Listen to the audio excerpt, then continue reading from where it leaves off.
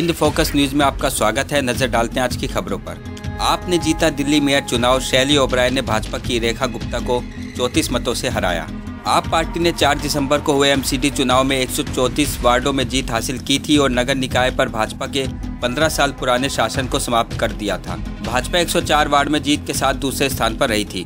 कांग्रेस ने 250 सदस्य निगम सदन में 9 सीटें जीती थी। आम आदमी पार्टी की शैली ओबराय दिल्ली की नई मेयर चुनी गई हैं। मेयर पद के लिए हुए चुनाव में शैली ओबराय को 150 और भाजपा उम्मीदवार रेखा गुप्ता को 116 वोट मिले। दिल्ली का महापौर चुनने के 3 असफल प्रयासों के बाद हुई नगर निगम सदन की बैठक में बुधवार को इस पद का चुनाव के लिए मतदान हुआ।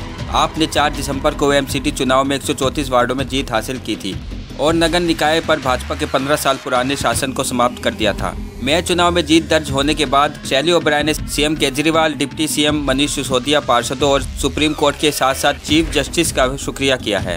उन्होंने कहा कि कल से ही हम काम शुरू कर देंगे, कूड़े पर काम शुरू होंगे।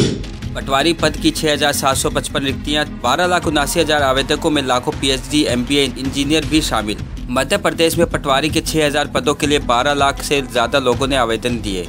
इनमें इंजीनियरिंग, एमबीए और पीएचडी डिग्रीधारी भी शामिल हैं। चुनावी साल है, 100 भर्ती हो रही हैं, लेकिन 5 साल पहले निकली पटवारी भर्ती में शामिल उम्मीदवारों का कहना है कि पिछली भर्ती में निकाले गए सभी 9,235 पदों पर नियुक्ति नहीं दी गई। मध्य प्रदेश में 5 साल बाद 6,755 पटवारी के पदों के लिए वैकेंसी आई है। इसके लिए 12,79,000 आवेदन आ गए हैं। 4 लाख से ज़्यादा आवेदक हैं जो न्यूनतम योग्यता यानी स्नातक से ज़्यादा पढ़े लिखे हैं। पीएचडी पास 1,000, इंजीनियरिंग के 85,000, एमबीए के 1 लाख और पीजी के 1,80,000 उम्मीदवारों ने पटवारी के लिए आवेदन किया। शिवसेना विवाद पर शरद पवार ने कहा कि चुनाव आयोग ने एक पार्टी से पूरा नियंत्रण छीन लिया। निर्वाचन आयोग ने एकनाथ शिंदे के नेतृत्व वाले गुट को शुक्रवार को असली शिवसेना के रूप में मान्यता दी थी और उसे अविभाजित शिवसेना का तीर कमान चुनाव चिन्ह आवंटित करने का आदेश दिया था। शिवसेना वर्सेस शिवसेना जंग पर राष्ट्रवादी कांग्रेस पार्टी प्रमुख शरद पवार की प्रतिक्रिया सामने आई है।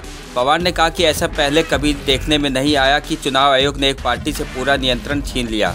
उन्होंने एकनाथ शिंदे के नेतृत्व वाले गुट को असली शिवसेना मानने और धनुष और तीर चुनाव चिन्ह आवंटित करने के चुनाव आयोग के फैसले पर जमकर निशाना साधा।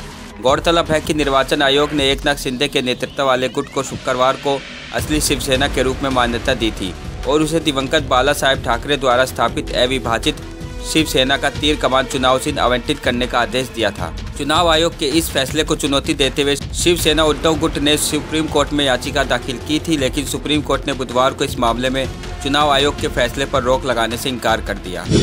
दंगल, बाहुबली 2, KGF 2 को पीछे छोड़ पठान की कमाई जारी। 28वें दिन कमाए कई करोड़। वर्ल्ड वाइड कमाई के मामले में शाहरुख खान की पठान पहले ही 5वीं भारतीय फिल्म बन गई है जिसने 1,000 करोड़ की कमाई की है। वहीं ये आंकड़ा आगे बढ़ता जा रहा है। शाहरुख खान, दीपिका पादुकोण और John Abraham starrer spy action thriller Pathaan blockbuster साबित हो गई है। जहां फिल्म ने महीने भर में दुनिया भर में 1,000 करोड़ की कमाई कर ली है और वहीं भारत में बाहुबली 2 का बॉक्स ऑफिस रिकॉर्ड तोड़ दिया है। इस बीच फिल्म रिलीज के 28वें दिन भी कमाई जारी है। हालांकि पठान को टक्कर देने कार्तिक आर्यन की शहजादा और हॉलीवुड फिल्म एंटमैन मौजूद है, लेकिन फैंस पर पठान का क्रेज अभी भी बना हुआ है।